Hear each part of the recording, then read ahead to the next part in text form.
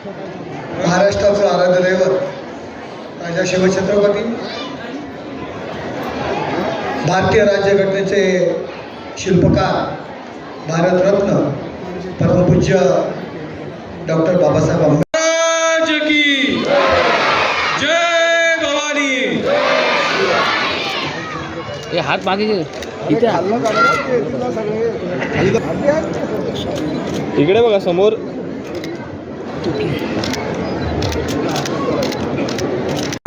पुढे ना पुढे जे शहर अध्यक्ष आहेत त्यांना विनंती करतो त्यांनी स्वागत करावे। इकडे इकडे इकडे इकडे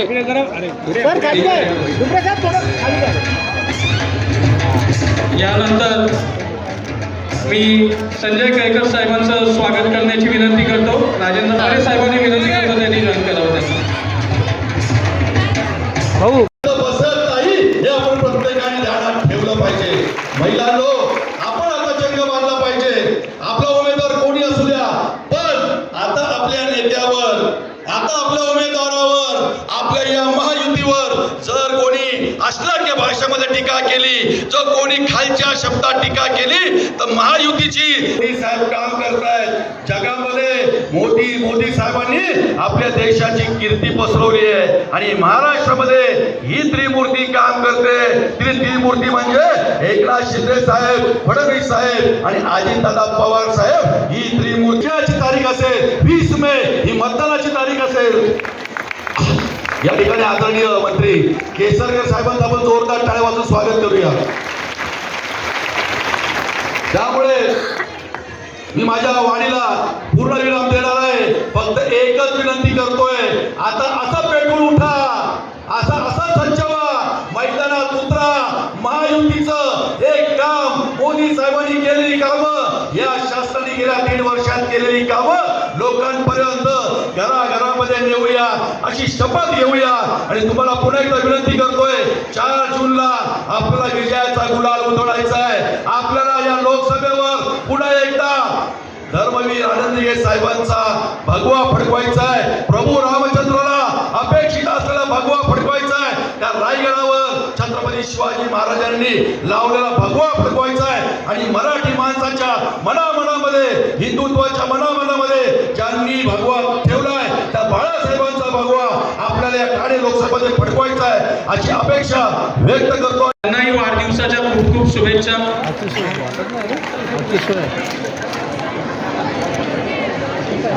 अरे अरे अरे बीजेपी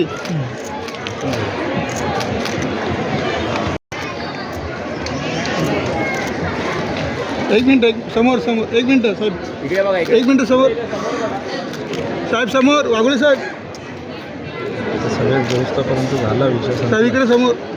अरे मोदी साहेबांना काय थांबा श्री भगवान देवकाते यांना वाढदिवसाच्या खूप खूप शुभेच्छा। एकदा जोरदार टाळ्या वाजवूया त्यांच्यासाठी। त्यांच्यासाठी जेवणाची व्यवस्था केलेली आहे, तर सगळ्यांनी जेवण करून जावे, पण सगळ्यांनी बाहेरही गर्दी खूप आहे, विनंती आहे जेवण करून सगळ्यांनी जावे। वॉर्डामध्ये आपल्या विभागामध्ये जे जी कामं केली असतील त्यांच्यासमोर जा। आम्ही तुमच्यासाठी करतोय, आमच्या पक्षाच्या पाठिंबामुळे करतोय, आमच्या संघटनेच्या ताकदीमुळे करतोय आणि त्याकरता तुम्ही आमच्यासोबत राहा। दिल्ली, महाराष्ट्र हे सर्वच आहे। आता सोशल मीडियाचा आनंद परांजपे मला वाटतं या विषयावर बोलतील, परंतु बाकीचं ठीक आहे की जी काही केलेली कामं आहे ती तर आपण सोशल मीडियाद्वारे प्रत्येकाने करावं।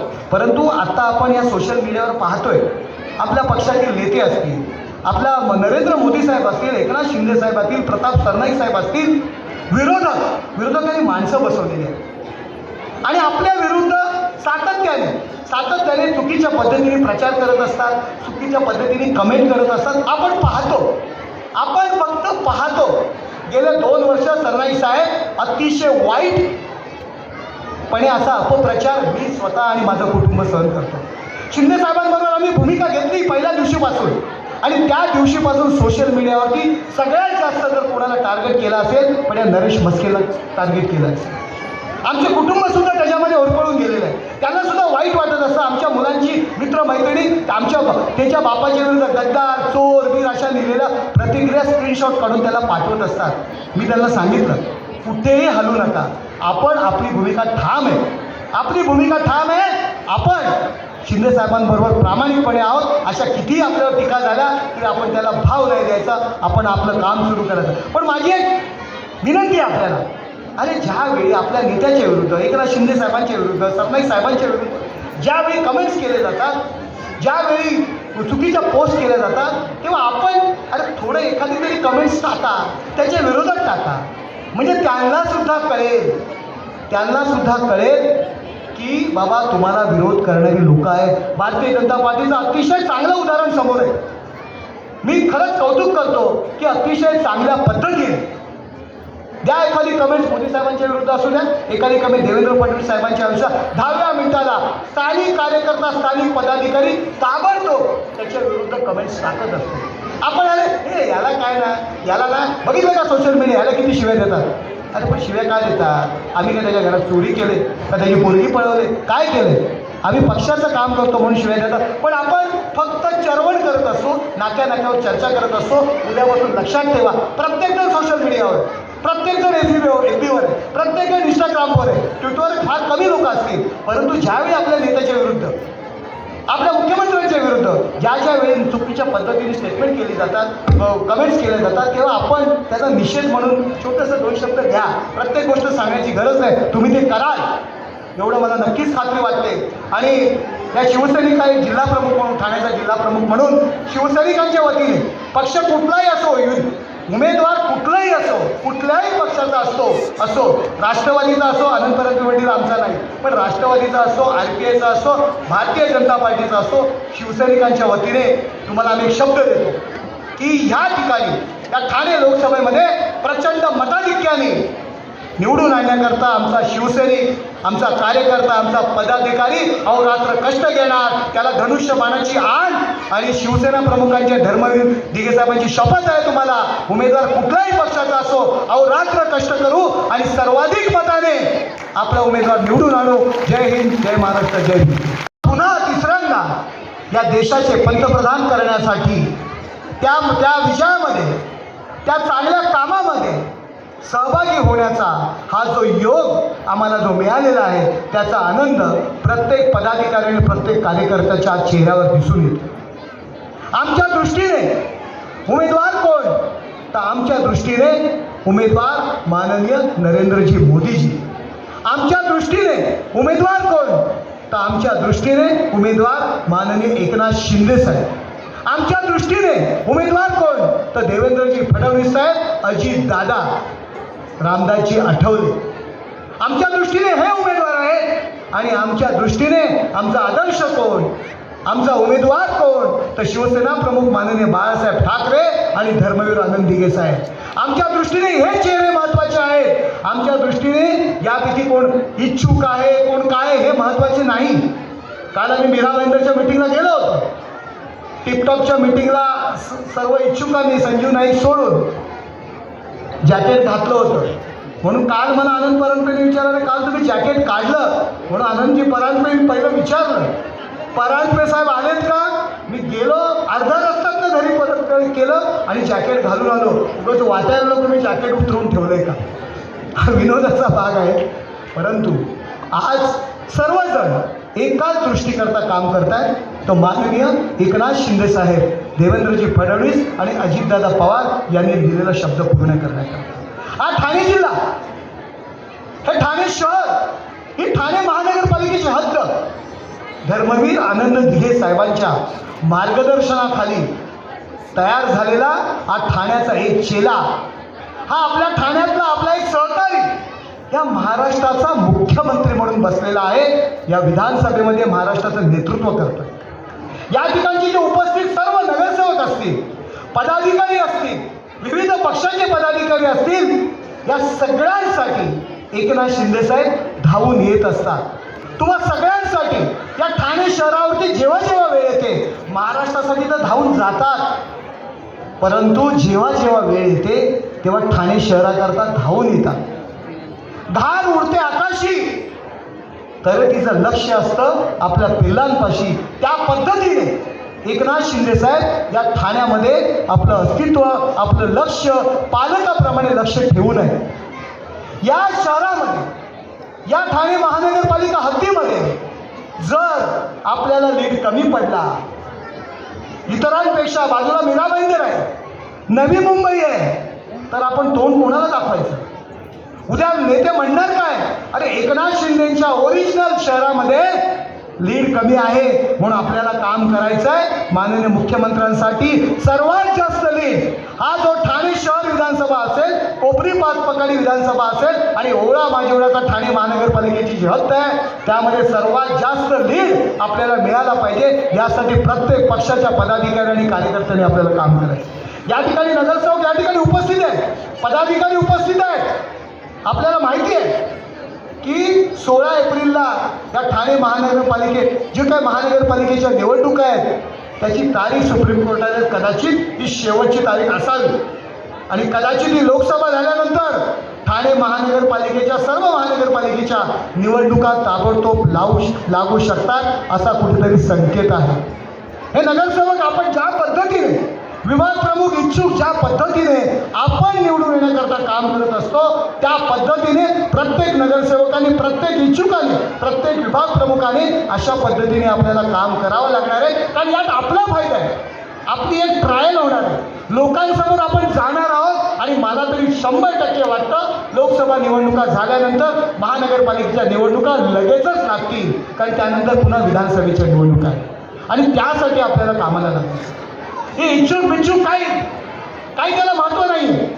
जे नेते, पक्ष नेते ज्याला उमेदवारी जाहीर करतील त्याचं आपल्याला काम करायचं आहे. कोण होतं आपण, काय आपली परिस्थिती होती, समाजामध्ये आपण कशा पद्धतीने काम करत होतो. मी माझ्याबद्दल बोलेन, विद्यार्थी सेनेचा एखादा कार्यकर्ता, त्यानंतर नगरसेवक, सभागृह नेता, स्थायी समिती सभापती, महापौर आणि पक्षाच्या एक प्रवक्ता असेल, पक्षाच्या पक्ष संघटनेमध्ये असलेलं पद, हे जर मला नसतं तर मला कोणी विचारलं असतं, काय केलं असतं? एखाद्या कुठल्या तरी चॅनलमध्ये रिपोर्टर म्हणून काम केलं असतं, कुठेतरी संपादक म्हणून काम केलं असतं किंवा इतर कुठल्या तरी कंपनीमध्ये काम केलं असतं. परंतु आज जो मान सन्मान जो मिळालेला आहे तो आपल्या पक्षामुळे मिळालेला आहे आणि पक्षाच्या संघटनेने मिळालेला आहे. त्यामुळे उमेदवार जरी कोणी असेल तरी आम्ही या ठिकाणी स्पष्टपणे आमचे सर्वच जण या ठिकाणी सांगतील, आम्ही आमचा उमेदवार सर्वाधिक मतांनी निवडून येण्याकरता आम्ही अहोरात्र कष्ट करू. आणि सर्व पक्षांच्या बैठका सुरू आहेत. आज दिवसभर आम्ही कोपरी पाचपकाडी मतदारसंघातील नगरसेवक, विभाग प्रमुख यांची एकत्र बैठक घेतली. त्यांना कशा पद्धतीने कार्यक्रम करायचे या संबंधात मार्गदर्शन केलं. त्याचबरोबर उद्यापासून आम्ही शिवसेना पक्षाच्या 2-2 वॉर्ड, 2-2 प्रभाग अशा बैठका आपण घेतोय. काही कालावधीमध्ये आपल्यासुद्धा मतदारसंघात अशा पद्धतीने बैठका होणार आहेत. पक्षाच्या बैठका घेणारं भारतीय जनता पार्टी असेल, राष्ट्रवादी पक्ष असेल, त्यांनी त्यांच्या पद्धतीने कामकाज सुरू केलेलं आहे. आणि त्यानंतर पुन्हा एकदा मोठा मेळावा आपण गावदेवी मैदान असेल किंवा सेंट्रल मैदान असेल त्या ठिकाणी घेण्याचा सुद्धा संकल्प केलेला आहे. परंतु फक्त बैठका घेऊन होणार नाही आहे, तर आपल्याला ग्राउंडवरती उतरावं लागणार आहे. प्रत्येकाला आनंद परांजपे यांनी सांगितलं, आनंद परांजपे यांनी या ठिकाणी सांगितलं की आपण केलेली कामं असतील, केंद्र सरकारने केलेली कामं असतील, महाराष्ट्र राज्याने केलेली कामं असतील, तुम्ही पाहताय. अरे अर्ध्या तिकिटात महिलांसाठी तिकीट आहे. ठाणे महानगरपालिकेने सुद्धा हा निर्णय घेतलेला आहे. TMTचं तिकीट पण अर्ध्या तिकीट आहे. कल्याण महापालिकेने ज्येष्ठांना मोफत प्रवास आहे. लेक लाडकी योजना आहे.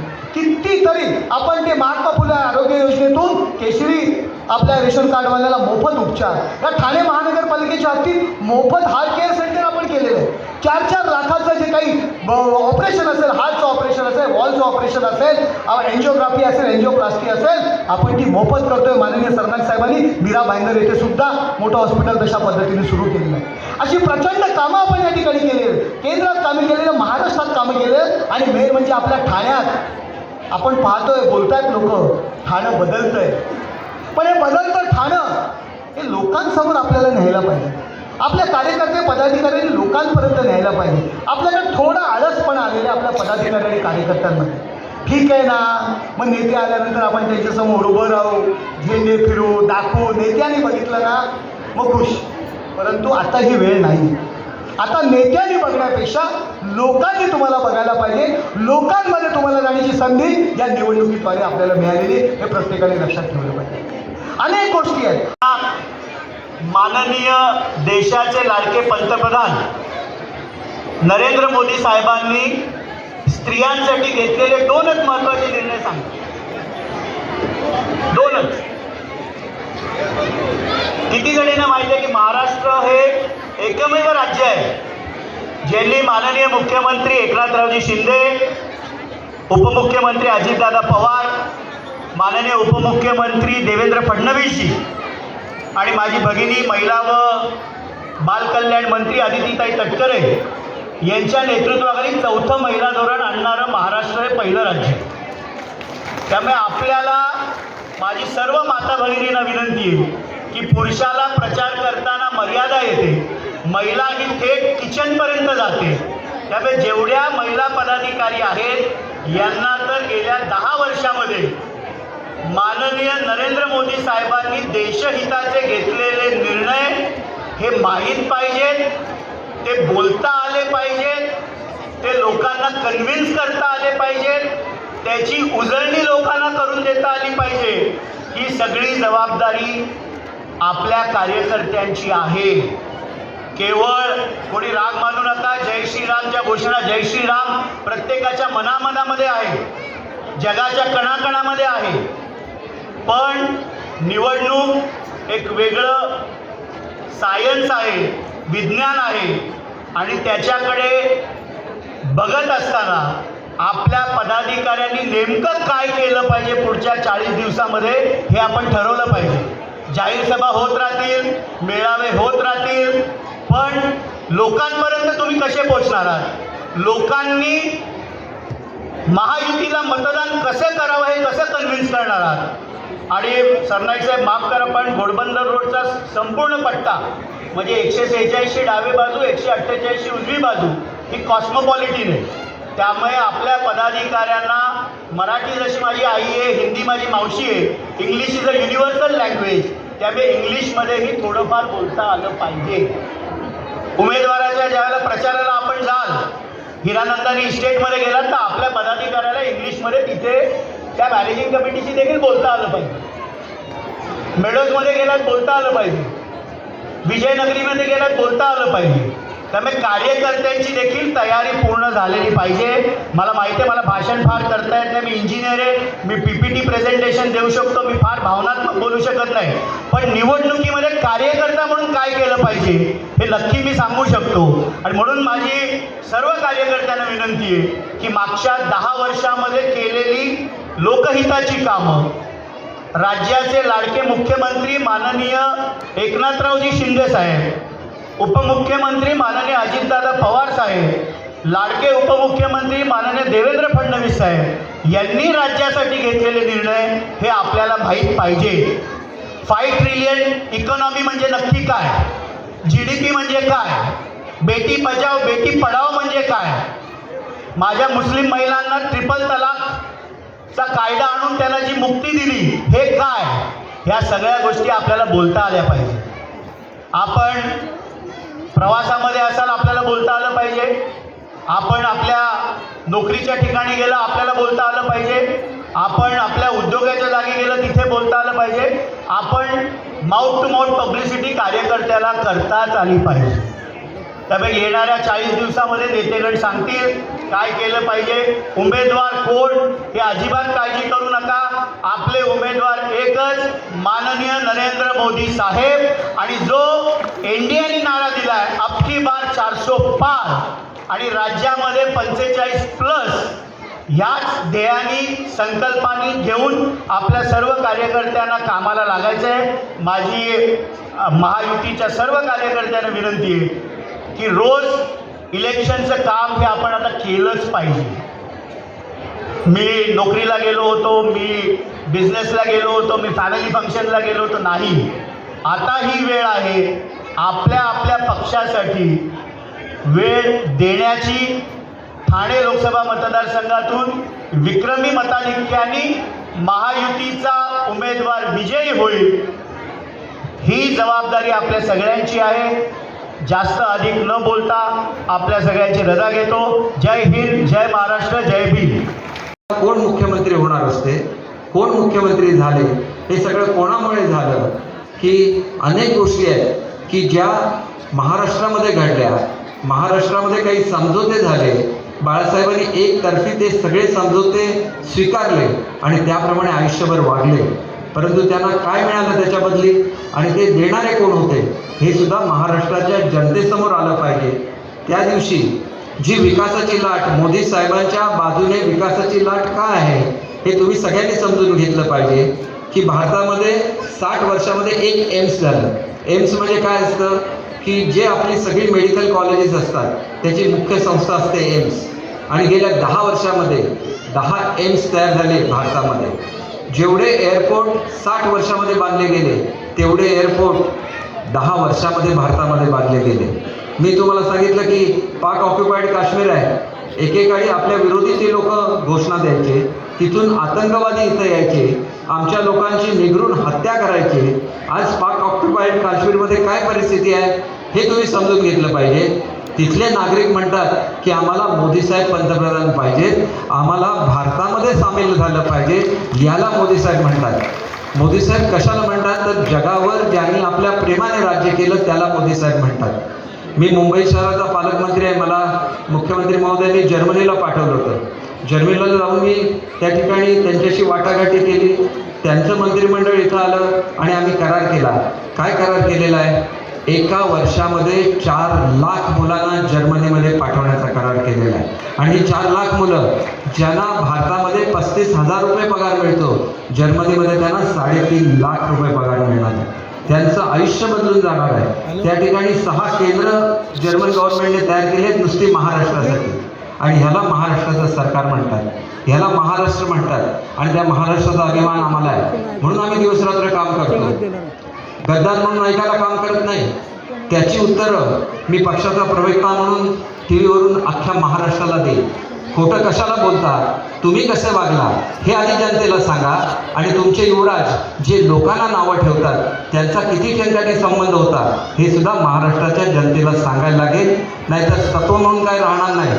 बाळासाहेबांचे विचार जपायचे म्हणून काहीतरी करायचं आणि त्यांनी मात्र तुम्हाला गद्दार म्हणायचं, खोके म्हणायचं हे कोणीही सहन करणार नाही. 3-3 पिढ्यांची आमची श्रीमंती आहे. आम्हाला कोणाच्या पैशाची गरज नाही. आम्ही बाळासाहेबांच्या विचारासाठी, मी ज्याला कोकणामध्ये लढा दिला, मला स्वतः मोदी साहेबांनी दिल्लीला बोलवलं होतं. परंतु त्यावेळेला सुद्धा मी पर्रिकर साहेबांना समजावून सांगितलं, माझ्याकडे 100 लोक तुम्हाला मिळतील, पण शिवसेनेचा कार्यकर्ता कसा असतो, तो झगडून मोठा झालेला असतो. त्याच्यामुळे त्याला भाषण मिशन असलं काय कळत नाही, त्याला डायरेक्ट ॲक्शन कळते. त्याच्यामुळे माझ्यासारखी काही लोक ही शिवसेनेमध्ये सुद्धा पाहिजे. त्यांना तो विचार पटला. मी मोदी साहेबांना न भेटता इथं आलो, कारण मोदी साहेबांना एकदा भेटलो असतो तर मी नाही म्हणून सांगू शकलो नसतो. आणि म्हणून मला कोणी सांगतं की तुमच्यावर उपकार केले, कसले उपकार माझ्यावर करणार, इथे मला राज्यमंत्री केलं, मला काही वाईट वाटलं नाही.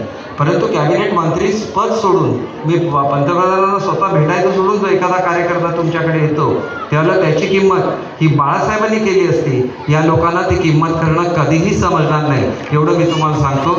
आणि म्हणून एक गोष्ट लक्षात ठेवा की खरा शिवसैनिक कोण आहे तर तो शिवसैनिक एकनाथजी शिंदे साहेब आहेत. गाडीतून जातात त्यावेळेला एखादा जर वृद्धग्रस्त आला, मधून हे करत असेल आणि पोलिसांनी त्यांना अडवलेलं असेल, त्यांची गाडी थांबते, पोलिसाला सांगतात आधी त्याला पलीकडे नेऊन पोचव आणि नंतर त्यांची गाडी पुढे जाते. शेवटचा मनुष्य त्यांना भेटल्याशिवाय ते झोपायला जात नाहीत. रात्री 3-3 वाजता झोपतात आणि सकाळी परत येऊन महाराष्ट्राचा कारभार बघतात. याला मुख्यमंत्री म्हणतात. मुख्यमंत्री हा जनतेचा मुख्यमंत्री असते. गोरगरिबाचं दुःख समजणारा तो मुख्यमंत्री असतो. म्हणून त्यांनी बाळासाहेब दवाखाना काढला ज्याच्यामध्ये सगळ्यांना मोफत उपचार मिळतो. याच्यानंतर मुंबई शहरामध्ये कुठल्या हॉस्पिटलमध्ये तुम्ही गेलात तर तिथं औषध तुम्हाला विकत घ्यायला लागणार नाही, प्रिस्क्रिप्शन तिथं असणार नाही. तेच ठाण्यामध्ये सुद्धा घडणार आहे, ते मुंबईमध्ये घडणार आहे.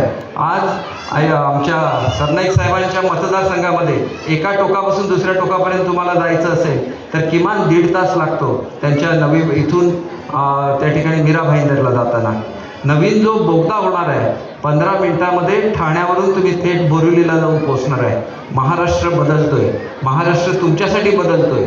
महाराष्ट्र हा आघाडीवर आहे आणि म्हणून एखाद्या राज्यामध्ये किती गुंतवणूक येते बघा तुम्ही. आपल्या शेजारी कर्नाटक राज्य आहे, 40,000 कोटीची गुंतवणूक आली. आपल्याकडे किती आली? 3,75,000 कोटीची. तरी पण हे युवराज रोज काहीतरी घेणार, रोज मुलाखती देणार. हे कुठेतरी थांबलं पाहिजे आणि हे तुम्ही मतदानातून दाखवून दिलं पाहिजे की आम्हाला विकास पाहिजे. हे मतदानातून दाखवून द्या. आणि आदरणीय एकनाथजी शिंदे साहेब असतील, आदरणीय देवेंद्र फडणवीस असतील, आदरणीय अजित पवार साहेब असतील, यांनी मोदीजींना एक वचन दिलेलं आहे. मोदींना ज्यावेळेला 400पेक्षा जास्त खासदार निवडून आणायचे आहेत, त्याला 48 पैकी 45 खासदार हे महाराष्ट्राने दिले पाहिजे आणि त्याच्यामध्ये ठाणे जिल्हा आघाडीवर राहायला पाहिजे. आणि म्हणून हे इच्छुक उमेदवार खूप असतील, पण सगळ्यांचं म्हणणं एकच असतं आणि सगळ्यांचं ध्येय एकच असतं की मोदी साहेबांना ताकद द्यायची. आणि त्याच्यासाठी ही लढाई, ही आमची लढाई नाही, ही मोदी साहेबांची लढाई आहे. ती लढाई आम्ही मिळून जिंकून दाखवूया, एवढं आपल्याला विनम्र आवाहन करतो आणि माझे 2 शब्द संपवतो. जय हिंद, जय. समोरच सगळे इच्छुक उमेदवार बसलेले आहेत. याच्यापैकी एक उमेदवार निवडून येणार, परंतु तो रेकॉर्ड ब्रेक मतदानाने निवडून येणार, एवढी मी आपल्याला खात्री देतो. आणि म्हणून ही निवडणूक ही आदरणीय मोदी साहेबांची निवडणूक आहे. ज्या मोदी साहेबांनी भारताला स्वाभिमान दिला, ज्यांनी मेक इन इंडियाचा मंत्र दिला, आज जगातली सर्व शस्त्रास्त्र ही भारतामध्ये तयार होतात. आज आपल्या शत्रुराष्ट्रांना वाकड्या नजरेने आपल्याकडे बघता येत नाही, एवढा स्वाभिमान आदरणीय मोदी साहेबांनी आपल्याला दिलेला आहे.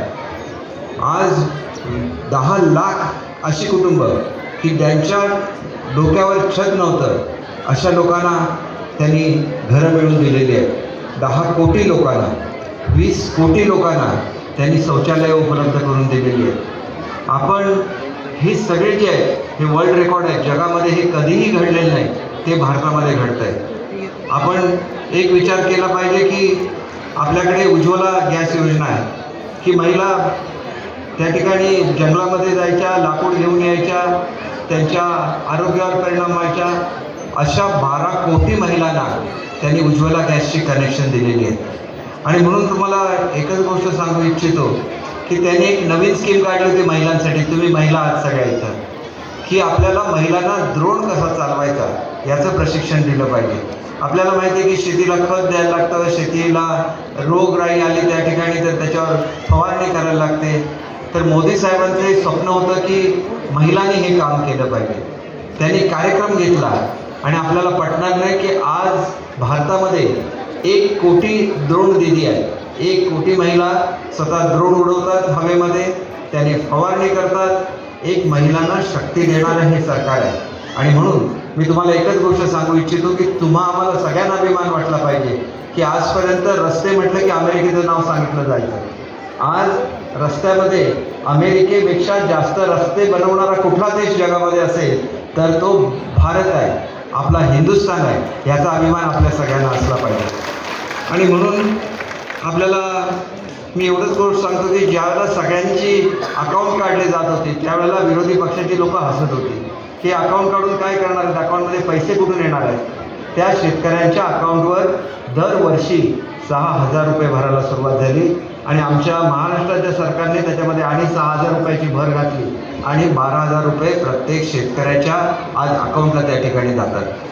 आपल्याला एक गोष्ट लक्षात घेतली पाहिजे की आज आपल्याकडे ठाण्याचे सुपुत्र आपले मुख्यमंत्री आहेत. त्यांचं ध्येय काय आहे की तुम्ही जास्तीत जास्त महिलांनी काम केलं पाहिजे. तुमचे बचत गट असतील त्याला जो आपण रिव्हॉल्विंग फंड देतो, हा रिव्हॉल्विंग फंड त्यांनी दुप्पट केला. हा दुप्पट कशासाठी केला की तुम्ही तुमच्या वस्तूंची निर्मिती केली पाहिजे. एवढ्यावर ते थांबलेत का तर ह्याच्यामध्ये तुम्हाला मदत करण्यासाठी एक कॅडर असतं, ज्याला मत्स्य दिदी म्हणतात, कृषी दिदी म्हणतात. त्या सगळ्यांचे पगार दुप्पट केले. आमच्याकडे जे कॅडर आहे सगळ्यांचे पगार हे सरकार आल्यानंतर दुप्पट झाले. असं मी तुम्हाला एक क्षेत्र मिळणार नाही की ज्या ठिकाणच्या गोरगरिबांचा विचार महाराष्ट्राच्या सरकारने केलेला नाही. तुम्ही बघा पूर्वीचं आपल्याकडे ज्याला देवेंद्र फडणवीस साहेब होते त्याला किती कामं सुरू झाली त्या काळामध्ये. समृद्धी महामार्गाची सुरुवात त्यावेळेला झाली आणि जगामधलं रेकॉर्ड आहे की 2-3 वर्षामध्ये त्या ठिकाणी समृद्धीचं काम जे आहे त्याच्यासाठी त्यांनी एकनाथ शिंदे साहेबांनी जबाबदारी सोपवली आणि 3 वर्षाच्या आज ठाण्यापर्यंत समृद्धी महामार्ग येऊन टेकलेला आहे. म्हणजे तुम्हाला इथून जर शिर्डीला जायचं असेल तर तुम्ही 2-2.5 तासात थेट ठाण्यावरून शिर्डीला जाऊ शकता, ही वस्तुस्थिती आहे. आणि म्हणून संजयजी पूर्वी माझ्या मतदारसंघाचे आमदार होते आणि तिथले आमदार होते आणि मध्यंतरीच्या काळामध्ये थोडीशी बंडखोरी वगैरे झाली, परंतु साईबांची कृपा त्यांच्यावर अशी आहे की ठाण्यातलं जे प्रसिद्ध साई मंदिर आहे त्याचे ते अध्यक्ष आहेत. आणि त्याच्यामुळे संजय केळकर साहेब आले म्हणजे साईबाबांचा आशीर्वाद हा तुम्हा सगळ्या उमेदवारांना मिळालेला आहे असं मी स्वतः समजतो. आणि अतिशय उत्कृष्ट असं ते भाषण करतात. आणि म्हणून तुम्हाला एकच सांगायचं आहे की आम्ही कसे आहोत हे केवळ आमच्यापुरतं मर्यादित राहून चालणार नाही. ज्या लोकांनी काहीही काम केलं नाही की मेट्रो ही आज रेल्वे हे आपण असं म्हणतो की जीवनदायिनी मुंबईची रेल्वे ही आहे. त्या रेल्वेमध्ये किती गर्दी असते बघा. ज्या वेळेला फडणवीस साहेब मुख्यमंत्री होते त्यावेळेला आपण अंडरग्राऊंड मेट्रोचं काम सुरू केलं आणि मध्यंतरी आलेल्या सरकारने काय केलं की त्या मेट्रो शेडची कुठे असावं याच्यावर त्यांनी 2-2.5 वर्ष हा प्रकल्प रखडवला.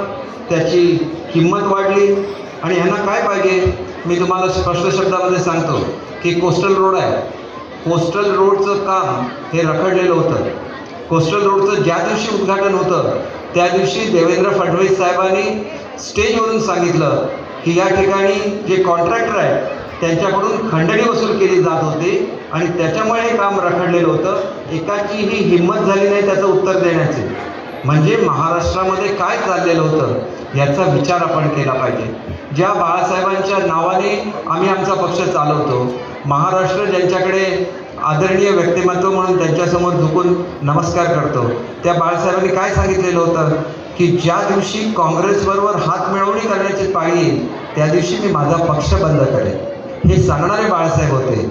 ज्या दिवशी स्वातंत्र्यवीर सावरकरांवर एका केंद्रीय मंत्र्याने त्यांच्याबद्दल वाईट उच्चार काढले त्या दिवशी बाळासाहेबांनी त्यांना मुंबई बंद केलं. त्यांच्या फोटोला चपलाचे हार मुंबईमध्ये घालण्यात आले आणि तो मंत्री त्या पदावर असेपर्यंत एकदाही मुंबईला येऊ शकले नाहीत. याला शिवसेना म्हणतात. आणि म्हणून शिवसेना हा मराठी माणसाचा अभिमान आहे. उगाच सांगायचं की आमचा पक्ष चोरला, अमुक केलं. मुळात तुम्ही तुमचा पक्ष नेऊन काँग्रेसच्या दावणीला बांधला ही वस्तुस्थिती आहे. स्वातंत्र्यवीर सावरकरांच्या बद्दल बाळासाहेबांनी जी भूमिका घेतली ती भूमिका तुम्ही घेऊ शकला नाही. तुम्ही त्या ठिकाणी राहुल गांधी स्वातंत्र्यवीर सावरकरांच्या विरोधात बोलतात आणि या ठिकाणी इथले युवराज जाऊन त्यांच्या गळ्यामध्ये मिठी मारतात. हे जर बाळासाहेबांनी बघितलं असतं तर आयुष्यामध्ये कधीही त्यांना माफ केलं नसतं, ही वस्तुस्थिती आहे. आणि म्हणून बाळासाहेबांची इच्छा काय होती की माझ्या सच्च्या शिवसैनिकांनी महाराष्ट्राचं मुख्यमंत्री झालं पाहिजे. शिवसैनिक कसा असतो, एखाद्याच्या घराला आग लागली तर धावून जातो तो शिवसैनिक असतो.